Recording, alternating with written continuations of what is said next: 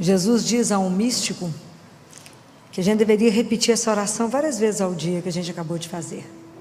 Que a gente deveria chamar o Espírito Santo várias vezes.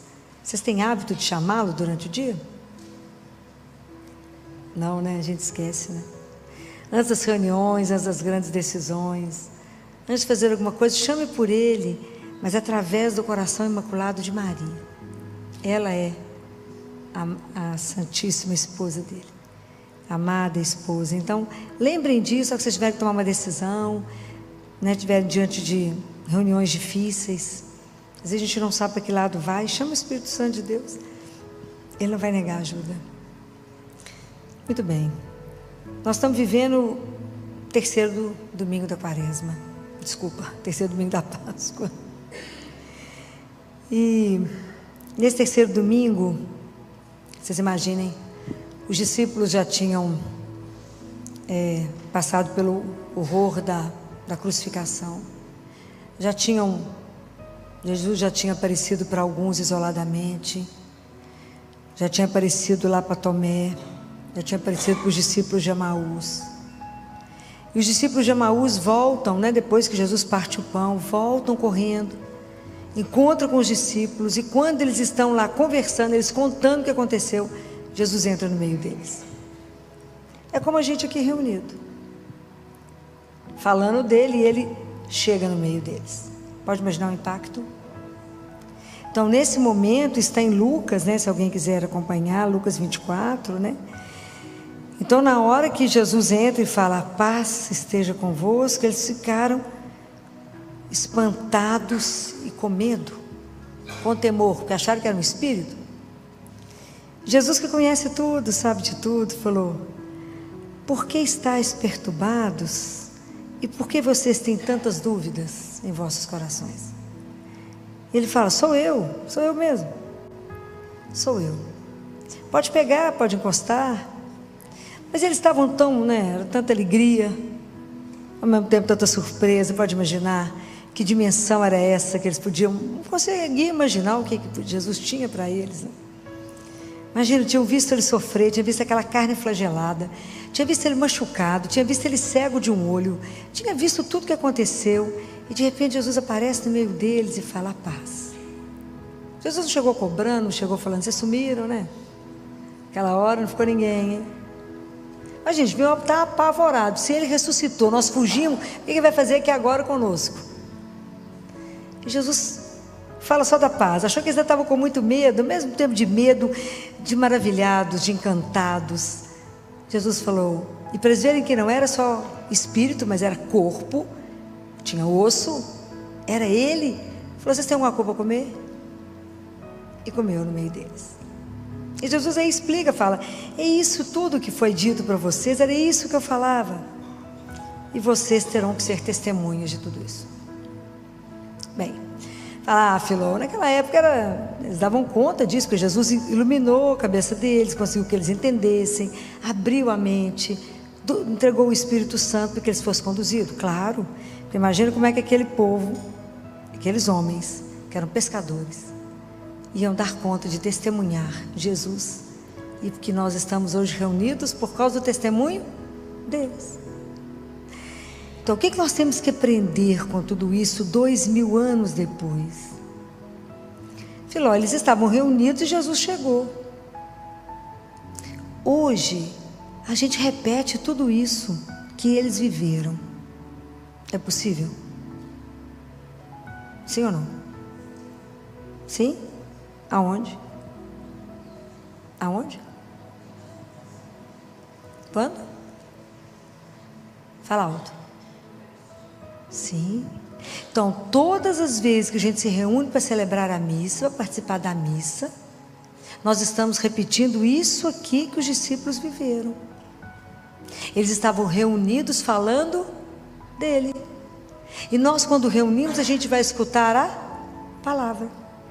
Aliás, a primeira coisa que a gente fala é agradecer a Deus por ter nos dado Jesus, não é assim? Bendito seja Deus que nos reuniu no amor de Cristo. Depois a gente escuta a palavra e depois a gente se reúne na presença dele. É claro que a ressurreição, ela é a grande sustentação da nossa fé.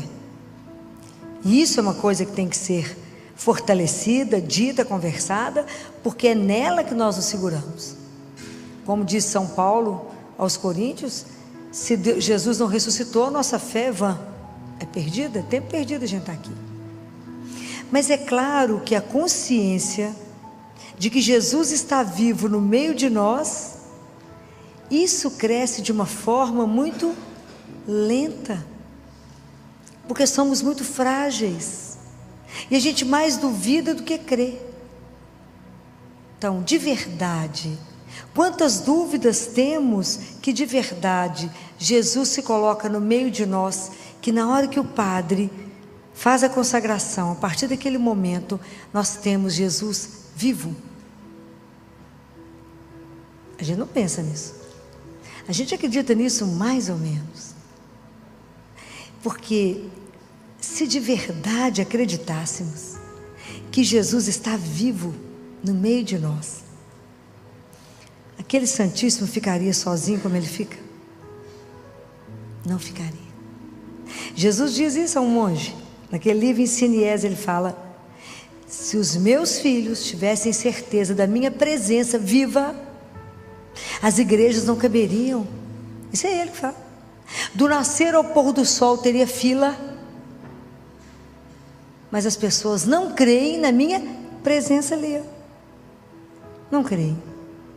Não creem que eu posso chegar ali, ele está vivo. Eu falo e ele me escuta. E se eu calar, e se eu caminhar, eu vou poder escutar o coração dele bater. Ele está vivo. Quantos milagres eucarísticos estão descritos no mundo? Inúmeros. Tem livros de milagres eucarísticos. Que Jesus se coloca naquele momento, que a hóstia se transforma em pão. Então, por que nós não acreditamos? E porque eu sempre digo que a intimidade vai gerando descaso. Nós já esquecemos que Jesus é o grande tesouro da nossa vida. Por que a igreja está de pé? Porque ele permaneceu vivo no meio de nós. Vivo pela palavra quando eu escuto, e vivo cada vez que eu recebo a Eucaristia. E vivo ali à nossa disposição para vir chorar, para vir cantar, para vir louvar, para vir agradecer, para vir contar um segredo, para dividir a vida com ele como um amigo. O dia que acreditássemos nisso, eu pergunto para vocês, nós teríamos problemas? Nem meio. Tudo a gente viria contar para Jesus. É o mesmo Jesus que andou na Galileia. Isso é uma coisa tão fantástica, né? O mesmo Jesus que andou, que curou tanta gente, que fez o que fez, está aqui no meio de nós hoje. Então por isso que a nossa caminhada é tão lenta, o nosso processo de conversão é tão devagar, por causa da nossa miséria. A gente vive nessa, igual os discípulos aqui, ó, num estado de encantamento e ao mesmo tempo um estado de: será que é verdade? E quantos duvidaram já, e quantos padres duvidaram, e quantas, o milagre de Lanciano, exatamente por causa da dúvida do sacerdote que olhou e falou: será? E aí, na hora, o pão se transformou em carne, e foi mandado para estudar pelos cientistas, e eles mandaram para o mosteiro escrito: o verbo se fez carne. Isso é fibra cardíaca, e o sangue era sangue humano, O positivo. Que até hoje faz 5 coágulos, tem o mesmo peso junto e separado, dissolve e coagula. Esse milagre se repete todo ano. Está lá exposto, é só ir lá ver. Mas a gente duvida. Então por isso a gente vem comungar e não presta atenção onde estamos indo. Quando o ministro passa, a gente continua sentado, a gente não levanta e se reverencia, e é Jesus vivo.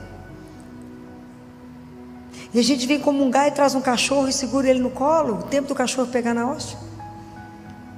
Não pega porque eu coloco dentro da boca de quem traz aqui com o cachorro. Perdemos a noção do sagrado. E eu pergunto para vocês: é possível vivermos sem a Eucaristia? Não é ele a nossa força, é o nosso sustento. Ele é nossa vida, é o ar que a gente respira, é o nosso amor. Como é que eu posso ser transformado se eu não me encontro com ele? E como é que eu posso ser testemunha dele se ele ainda para mim não é vivo? Como que eu posso testemunhar a beleza de caminhar com Deus que é vivo? Como eu posso testemunhar isso? Apenas se eu experimentar. E Jesus é de uma delicadeza tamanha que Ele permite que a gente possa experimentá-lo, que a gente possa fazer uma vida na companhia de alguém que nos quer muito e nos ama muito. É só desejá-lo, é só querer. O dia que a gente pensar de verdade, que eu tenho a oportunidade todos os dias de encontrar com Ele, de conversar com Ele, eu deixaria de missa diária? Jamais, jamais, as igrejas não caberiam. Mas a gente acostumou, está errado. É preciso que a gente deixe de ser morno, é preciso que a gente volte ao primeiro amor, é preciso que a gente se converta, é preciso que a gente tenha uma alegria que inunde o nosso peito, é preciso que a gente tenha coragem de dizer: eu estou indo ao encontro do meu Senhor. Todos os dias eu tenho a graça de poder ser alimentada por Ele. Já imaginou que a gente pode receber isso? E por que não vamos? Porque não cremos. Crê mais ou menos. O pessoal fala assim: vamos à missa? À missa? Sim, vou me encontrar com o Senhor. Eu vou ouvir a palavra e vou me alimentar do meu Deus, daquele que me transforma, daquele que me carrega, daquele que tem um projeto imenso na minha vida, que se eu não atrapalhar Ele cumpre. E eu hoje, por causa da vida que eu levo com Ele, eu posso testemunhar e carrega essa alegria de ter Ele conosco. Compreendem como a gente precisa de assumir de verdade a nossa fé e de assumir que somos hoje as testemunhas de Jesus, como os discípulos foram um dia. O mundo não precisa de palestra, não precisa de discurso. O mundo precisa de testemunho vivo. Por que o mundo é tão dividido assim? Porque nós, como cristãos, não vivemos isso. Nós primeiros temos que adorar a Jesus, que é o amor da nossa vida. A gente deveríamos começar o dia diante dele de joelho para pedir a bênção, a orientação, a luz, mostrar o que a gente gostaria de fazer hoje, falar: está de acordo com o seu projeto? Senhor, eu estou aqui para vos amar e vos servir, só preciso de mim para ter a vida voltada para Ele, saber que caminhamos, a gente vem do amor, caminha no amor e voltamos para o amor. Então isso tem que estar na companhia de quem? Dele. E abandonamos Ele, e a gente se apega naquilo que não te dá sustentação. A gente vive de mentira, de ilusão, quando Ele é real. Quanto tempo a gente perde, quanta tristeza carregamos, quanta mágoa no peito, quanta dificuldade, porque nos falta coragem de vir aqui e falar: oi. São João Maria Vianney teve uma visão belíssima de que cada pessoa que chega para visitar o Santíssimo, Jesus recebe com um beijo. Ainda bem que a gente não vê, porque ia cair mortinha se eu visse uma cena dessa. Pode imaginar o que é ser recebido por Ele, saber que Ele está ali vivo. Isso é o maior tesouro que nós podemos carregar. Isso é riqueza. Essa é a maior riqueza que a gente carrega na vida. Qual é? Ter Jesus vivo, que eu posso cutucar Ele e falar: Jesus, e falar: oi, vou te contar um negócio. Isso é espetacular. Ele não marca a hora, Ele não te fala que dia você pode vir, Ele não te define que roupa que você tem que usar, e Ele não cobra nada a hora dele de graça. E Ele fala assim: quando você vier, traga para mim os seus problemas, a solução eu as tenho. Olha que coisa espetacular, que eu posso chegar perto dele e falar: Jesus, eu vim te contar esse problema. Só falou que era só para contar, então tá bom. Então, o problema está dado. A partir de agora, eu estou por sua conta, já não tem mais problema nenhum, porque o Senhor vai resolvê-los. É essa confiança. O que mais ofende a Deus? A nossa desconfiança nesse amor. Então é preciso ter a coragem de cantar no mundo, essa certeza de que a morte não tem a última palavra. Então vocês imaginam quando os discípulos puderam ver que aquele homem na cruz que morreu estava vivo, comendo? Como é que é isso? Essa a proposta que Ele trouxe para nós. Isso que Ele veio revelar, que somos filhos do Altíssimo e que a nossa vida é eterna. Então hoje, quando vocês escutaram a palavra de Deus hoje no Evangelho, falava: eu sou o pão da vida, eu sou o pão que desceu do céu para trazer vida. É porque a gente confunde vida com subsistência. Deus é o pão da vida. Ele me alimenta porque Ele quer cada um de nós com Ele eternamente. Mas nós não temos essa dimensão. Então por isso ficamos tão presos só naqui e agora. E Deus Pai fala assim: Parece pão, não parece? É branquinho, parece pão, tem gosto de pão. E ele fala para Catarina: Catarina, quem percebe que não é pão é os sentimentos da alma. É ele que percebe que não é pão, mas que é o próprio Deus. Porque a Eucaristia é o alimento da alma. A palavra de Deus é o alimento da alma. O nosso corpo se alimenta de comida. Mas quem nos carrega é a alma. É a que menos a gente cuida. A gente faz ginástica, maravilhoso. A gente vai nutricionista, maravilhoso. Faz preenchimento, né? Estica, encolhe, faz o que quer, né? Gasta com as plásticas, gasta. Não estou falando para não fazer, não. Gastamos com tudo. Mas gastamos o que na alma? E é ela que eu vou apresentar em primeiro lugar.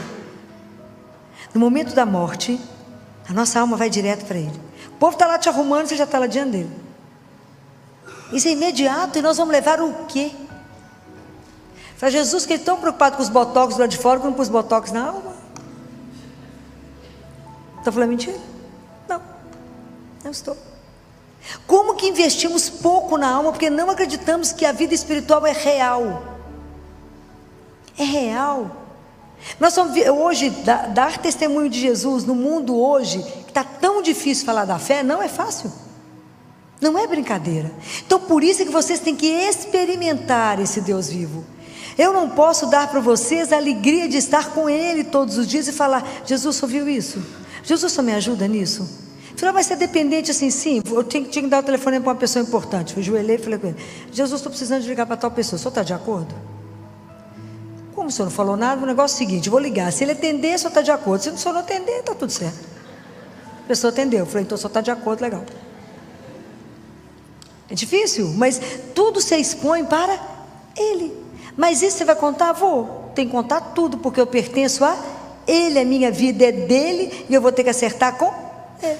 E eu não quero perder tempo como ele fala com a Gabriele. Gabriele, não perca tempo com as bagatelas daqui. Bagatelas. É assim que ele chama as nossas coisas.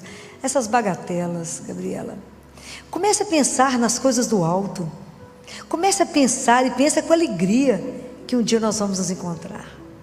Pensa com alegria que quando você ele fala: sabia que você ainda não nasceu? Ela fala: não, você não nasceu para mim. Quer dizer, a nossa morte. Que hora que você chegar aqui, que você abrir a porta, sou eu que estou do outro lado. Você de morrer, só de pensar. Então se preparar para esse dia. E Deus Pai fala para Catarina: eu devolvo o corpo para vocês. Vocês nem vão sentir falta, mas eu dou ele de volta. Isso é maravilhoso, pensar numa coisa dessa. Que aquelas pessoas que eu amo, que porque eu amo eu permito que vá, um dia eu irei revê-las. Essa é a promessa. Porque ele voltou para falar: aqui, eu estou vivo. Por que vocês estão aflitos com o quê? Eu falei: Senhor, mas é muita alegria, é isso mesmo. Eu vos convido a viver uma alegria. E no meio das dificuldades, no meio das provações, a gente possa dar testemunho que Ele é vivo. E que a morte não tem a última palavra, ela é a penúltima. Que não fomos feitos para a dor, mas para o amor. Então testemunhar isso no meio da dificuldade. Na hora que a vida está pegando fogo, para. Se você não sabe para onde ir, para. Feche seus olhos e fala: Jesus, o Senhor é minha luz, me dá o caminho. Eu não estou enxergando nada, mas se o Senhor me der a mão, eu não vou ter medo. E o Senhor dá o caminho. Se o Senhor der o caminho, eu posso pisar, que eu não vou cair. Essa confiança, essa intimidade, é isso que os discípulos viviam, e é para isso que Ele deseja que a gente esteja em paz. Essa paz que o mundo nunca vai te dar. O mundo te tumultua. Tudo que é de Deus tem que gerar paz. Todos os sentimentos que geram paz em você não te pertencem, é dele. Todo pensamento bacana que a gente tem não vem de nós, vem dele. E aprender que essa caminhada Ele quer fazer conosco, como Ele fez com os discípulos de Emaús. Hoje Jesus andou com vocês o dia inteiro, talvez vocês não tenham percebido que Ele andou com vocês o dia inteiro, que Ele socorreu em tantas coisas que a gente não viu, porque os nossos olhos não estão treinados, porque a gente acha que a gente consegue as coisas pela força das nossas mãos. Eu digo para você: não confie em você, confia nele. Tudo conta para Ele. A mínima coisa conta para Ele. A mínima coisa conta para Ele. Conta seus desejos, seus sonhos, seus medos. Fala com ele: Jesus, eu queria tanto vos servir. Fala com ele: Jesus, eu queria de tanto viver uma fé de verdade. Eu queria tanto não idolatrar ninguém, a não ser o Senhor meu Deus. Eu não quero prestar atenção na minha conta bancária e ter ela como minha segurança, mas a minha segurança é ser o Senhor. Não no nome que eu carrego, no sucesso que eu faço, na beleza que eu tenho. Não é isso, no Senhor. Entender que tudo isso é nada, como diz Paulo, mas apenas o Senhor é tudo em nós. Será que nós, como cristãos, vamos dar conta de verdade de ter desejo, né? Guardem isso. Cristianismo é a religião do desejo. Deus nos deseja mais que a gente deseja Ele. Mas que a gente possa desejar Deus e falar: como que eu posso viver sem Ele? Por que eu preciso vir a Eucaristia? Por que eu preciso ser alimentada? Essas coisas são tão impressionantes que eu nunca tinha passado pela experiência de ficar sem Jesus muitos dias e meses. Como eu ganhei dele a graça que eu pedi de Eucaristia diária, eu devo ter mais de 30 anos de Eucaristia diária. Na pandemia, acabou. Na pandemia, a gente trabalhava todos os dias no hospital, fui da linha de frente, sozinhos. Eu e mais um grupinho parava na porta, ajoelhava na porta lá da igreja, lá do Colégio Arnaldo, e rezávamos o terço, de joelho no chão, no passeio, chorando, falando: o Senhor está preso aí, e nós estamos de cá. Nós precisamos do Senhor, e o Senhor é a nossa força, está preso. E numa época que a gente ficou preocupado, porque toda hora parava o carro da polícia, né? Porque teve uma época que o prefeito mandou tirar o povo da rua, né? E a gente estava lá de joelho, rezando. Precisava de força para ir trabalhar. Mas teve um dia que foi uma emoção. Mas foi uma emoção. Quando no sábado de manhã a gente estava trabalhando lá no hospital. E a gente estava dentro do CTI, estava discutindo, estávamos sentados. Estava a equipe do CTI, a oncologia, a nefrologia. Estávamos discutindo um caso grave. Quando de repente eu falei com o pessoal: gente, para um minutinho, será que é só eu que estou louco ou tem um sax tocando? Não tinha ninguém na rua, ninguém andava na rua, né? Era só a gente, né? Falava com Jesus: não tem ninguém, só nós dois. Não tinha ninguém na rua. Falei: tem um sax tocando? Falei: gente, tem um sax. Amo sax, né? Falei: vou lá na janela ver se tem alguma coisa acontecendo. Quando eu cheguei na janela, Deus guarde esse sacerdote que eu não sei quem é. Tinha um homem com ele tocando um sax, e um sacerdote no passeio da Santa Casa, com o Santíssimo elevado, dando a bênção. Achei que nós todos fomos morrer de chorar. Sabe aquela certeza absoluta que não estávamos sozinhos? Sabe aquela certeza assim de que eu fico super emocionada quando eu lembro dessa cena, porque foi uma coisa tão forte. E foi chegando as carinhas do povo, tudo naquelas janelinhas da Santa Casa. Naquela certeza assim: eu estou convosco, não desanimem, não desesperem, não enfraqueçam, eu acompanho, eu estou aqui. E o padre ficou um tempo com o Santíssimo exposto, as pessoas colocando a mão para fora da... Era tão duro, né? Era aquele Deus que poderia mudar todas as coisas, é o Senhor que nos acompanha, que tem misericórdia de nós, e Ele de lá, de longe, a gente com a mão estendida, né? Daquele desejo de o encontrar. E aí eu falei com Jesus na minha casa, falei: Jesus, o Senhor percebeu que eu vou morrer sem o Senhor? Eu não vou dar conta de sobreviver, eu não dou conta de ficar sem a Eucaristia, eu não dou conta de ficar sem o Senhor é minha força, o Senhor é a minha vida, como é que eu vou viver?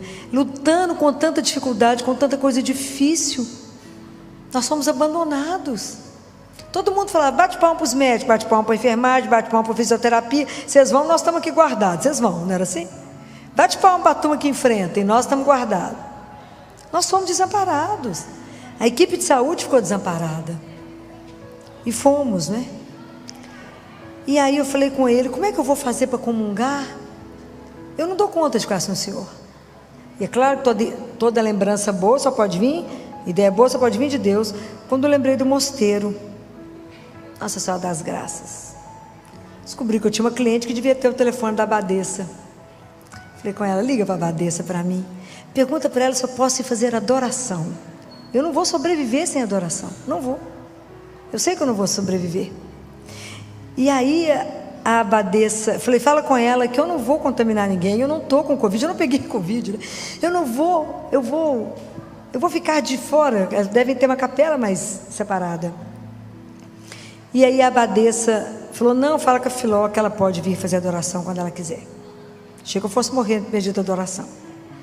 E ela falou, convida ela, fala com ela que o marido, que eles estão convidados para a celebração eucarística. De hora que eu recebi a Eucaristia, eu achei que literalmente eu fosse morrer.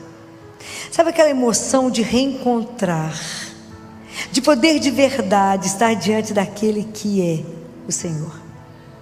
De novo poder estar com Ele, de novo receber o abraço dEle, de novo receber a força dEle, de novo falar coragem. Nós estamos aqui, coragem, você não está só. Isso não tem preço.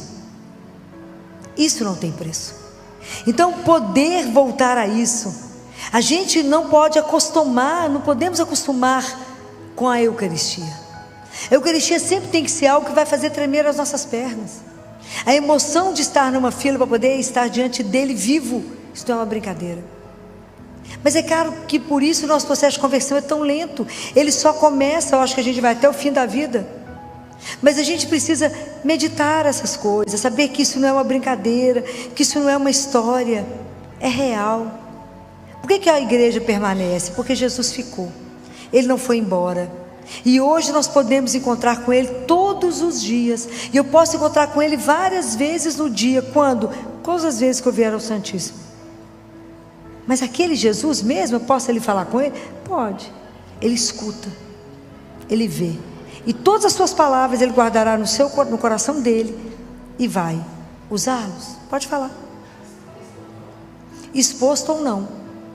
Ali Ele está em corpo, sangue, alma e divindade. Então tem um santo que fala assim: Senhor, faz de mim um inseto muito pequenininho para que eu possa passar na fechadura. E quando eu estiver lá dentro, me faça tão grande que eu nunca mais possa sair.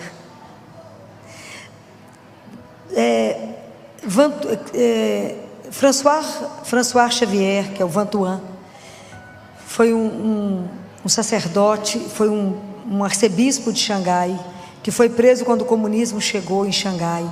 Os padres e as freiras foram levados para as lavouras, as igrejas foram incendiadas, as livrarias católicas foram incendiadas, e ele foi preso. E ele ficou preso 13 anos num lugar que não tinha nem janela.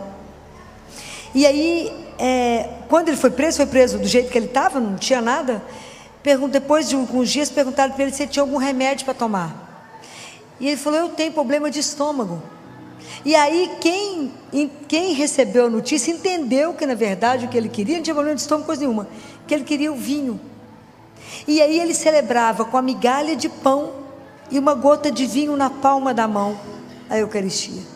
Então ele fala que celebrou com cálice de ouro, de prata, nos melhores lugares ele celebrou, nas igrejas mais chiques ele celebrou, e ele passou a celebrar a Eucaristia diariamente na palma da mão, com uma gota de vinho e migalha de pão. E ele fala que foi a sobrevivência dele. Depois que ele saiu, que ele foi libertado, ele foi trabalhar no Vaticano, e o cardeal que cuidava do João Paulo II falou com ele: vem cá que eu vou te mostrar a capela do João Paulo II, Santíssimo lá. Ele foi e falou com ele assim: você vê alguma coisa diferente nessa capela? Ele falou: não. Ele falou: olha para o piso. Por quê? Porque nós mandamos trocar. Eu mandei trocar. Por quê? Eu mandei pôr madeira, porque João Paulo II faz 7 horas de adoração por dia, não é por semana. Ele visita o Santíssimo 7 vezes no dia e deita no chão prostrado. Por isso ele foi o Papa que ele foi. Tudo ele ia lá conversar com Jesus. Prostrava no chão 7 vezes no dia. A gente reza um terço, fala: não, rezei demais hoje, gente. 7 horas de adoração eucarística, porque sabia de onde que ele estava. E o cardeal falou: nós temos certeza que ele o vê. Nós temos certeza. O dia que vocês quiserem ler um livro espetacular sobre ele, chama O Papa dos Milagres, vocês verão quantos milagres João Paulo II fez de fazer um sinal da cruz em alguém. Vá ler, que o livro é escandaloso assim. Teve um fotógrafo ateu do Vaticano que fotografou e se converteu por ver os milagres dele. Que depois ele ficou sabendo, né? Depois ele ia atrás e via os milagres. Mas por quê? Porque era Deus vivo com ele. É isso, é quando a gente caminhar com ele. Quando a gente fizer uma unidade.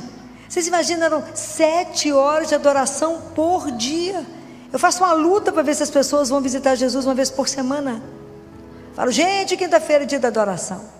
Vai ver Jesus, vai visitar.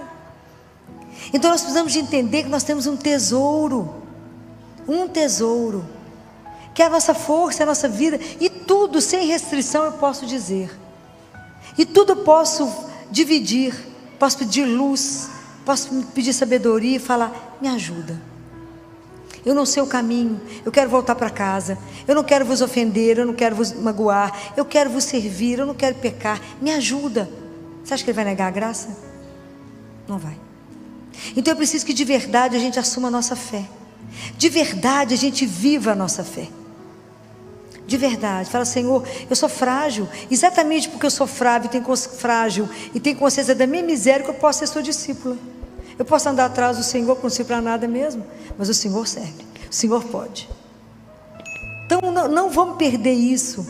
Que esse terceiro domingo da Quaresma, da Páscoa, e essa semana que nós estamos vivendo, vamos pedir a Jesus a graça de ter amor ao Santíssimo Sacramento, de adorá-lo vivo ali na Eucaristia, mesmo que a gente não veja. Não vamos ver, mas fala, Jesus, me ajuda. Eu creio, mas venha de encontro à minha pouca fé.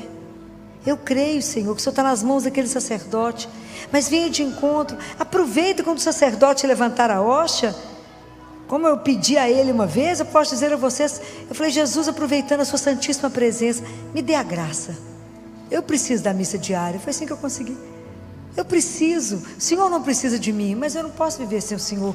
Me ajuda. Me dá um jeito de fazer missa diária. Ele deu. Então assim, se a gente precisa pedir, aproveitem na hora que o sacerdote está ali. Aproveitem a hora que vocês vêm aqui e falam com ele, me ajuda. Você acha que ele vai negar? E ele falou, quando vocês vierem, eu só quero, não programa o que você tem que dizer. É um encontro de amigos. Amigos, assim que ele chama, eu falo, gente, que oportunidade nós temos de poder chamá-lo de amigo e ao mesmo tempo de meu Senhor. É aquele que divide até o café, mas ao mesmo tempo eu digo, meu Senhor e meu Deus. Só Ele poderia nos oferecer essa dádiva. Então não percam isso. Isso é o maior tesouro que nós podemos ter. Que nada possa tirar de você. Se você ainda não consegue missa diária, mas que você não perca a oportunidade de assistir missa. E jamais perder a missa do domingo. Jamais.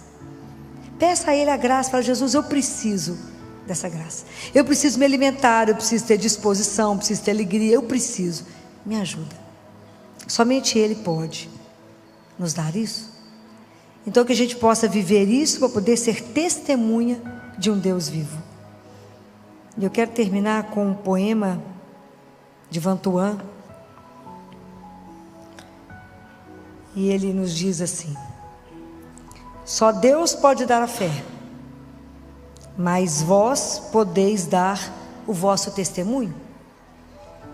Só Deus pode dar a esperança, mas vós podeis dar a confiança aos vossos irmãos e irmãs.